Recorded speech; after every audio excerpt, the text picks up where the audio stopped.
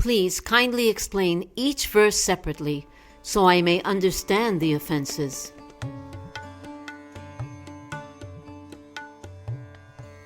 Two offenses are described in the first verse.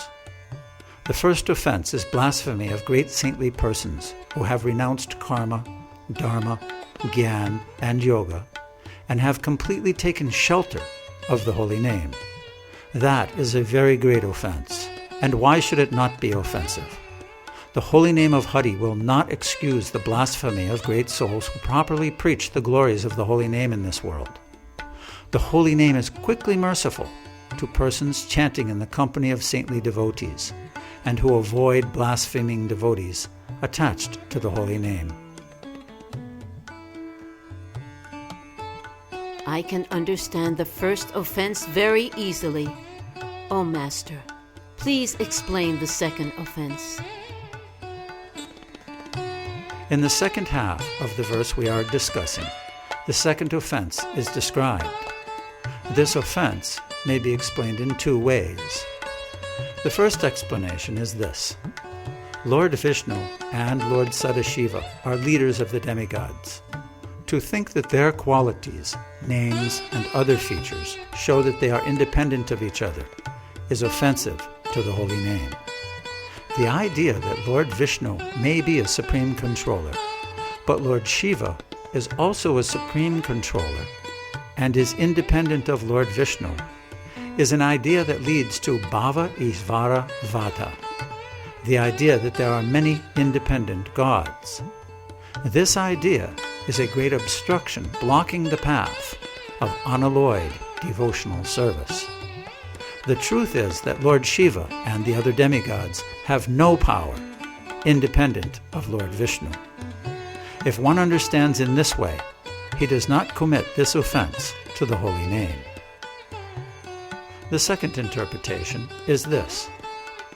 To think that the name, form, qualities, and pastimes of the all-auspicious, supreme personality of Godhead are different from the transcendental and eternally perfect spiritual body of the Lord is an offense to the holy name. The truth is that Krishna's name, form, qualities, and pastimes are all spiritual. They are not different from each other.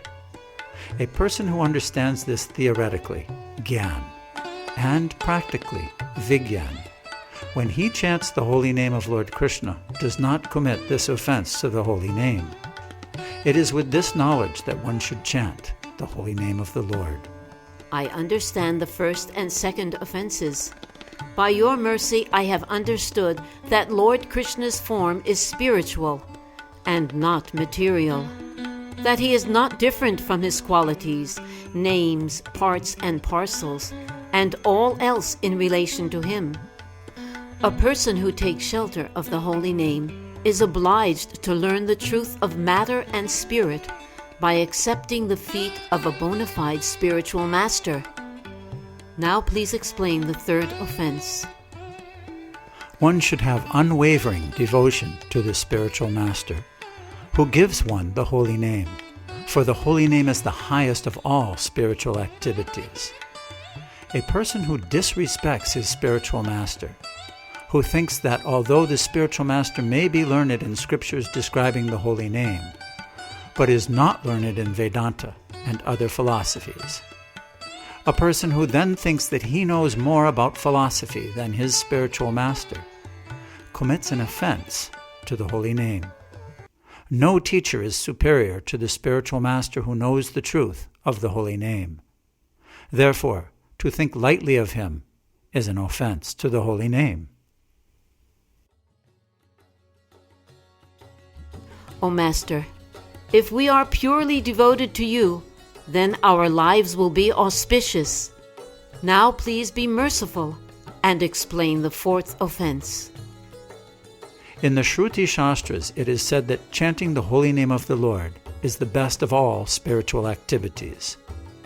There it is said, O Lord Vishnu, now that we understand the truth, we worship the glory of your holy name. Om Tat Sat. I offer my respectful obeisances to the feet of the Supreme Personality of Godhead. To attain liberation, pure devotees chant and hear His transcendental holy names. As far as they can understand you, sages in ancient times chanted the glories of you, who are perfect and complete, and who are the Father of the Vedas. O Lord Vishnu, now that we understand the truth, we worship the glory of your holy name. Babaji continued. In this way, all the Vedas and Upanishads declare the glories of the holy name. To blaspheme these scriptures is an offense. If one honors the scriptures but blasphemes the parts of the scriptures that teach the glories of the holy name, one commits an offense to the holy name. Because of this offense, one will not feel attracted to the holy name. Fully aware that the holy name is the crest jewel of all the Vedas, one should respectfully chant the holy name. O Master, your mouth is showering nectar upon us. Now we thirst to learn about the fifth offense. The fifth offense is to give some interpretation on the holy name of the Lord. In the Jaimini Samhita, it is said, persons who interpret that the glories of the holy name, as described in the Shruti, Smriti, and Puranas, are exaggerations, live always in hell. In the Brahma Samhita, the Supreme Personality of Godhead explains, any person who, after hearing the descriptions of the various benefits obtained by chanting the holy name, thinks these benefits are exaggerated, I throw into a host of sufferings and torture in many horrible ways. The scriptures explain that the holy name has all the powers of the Supreme Personality of Godhead Himself. The holy name is perfectly spiritual. Therefore, it has the power to deliver one from the cycle of birth and death. In the Vishnu Dharma Purana, it is said, my dear king, this word Krishna is so auspicious that anyone who chants this holy name immediately gets rid of the resultant actions of sinful activities for many, many births. In the Brihan Naradiya Purana, it is said, O best of the Brahmins, chanting Lord Hari's holy names is the only way people can become freed from sin. I do not see any other way. In the Brihad Vishnu Purana, it is said, a person who chants the holy name of Krishna can at once counteract the resultant actions of more sinful activities than he is able to perform. Babaji concluded, these descriptions of the holy name's glories are all completely true. However, when they hear these descriptions, persons who earn their livelihood by performing rituals of karma or teaching the impersonal speculations of Gyan to protect their livelihood say these descriptions are all exaggerations. Their interpretation is thus. The scripture's descriptions of the glories of the holy name are not really true. Exaggerated descriptions of the benefits brought about by chanting are given so that the mind may be attracted to the holy name. Persons who commit this offense do not attain attraction for the holy name. Therefore, with full faith in words of the scripture, you should chant the holy name of Lord Hari. But you should avoid the company of people who give the interpretation that the glories of the holy name are exaggerated. If somehow or other you see such a person, you should at once bathe while still wearing all your clothing. This teaching Lord Gauranga has given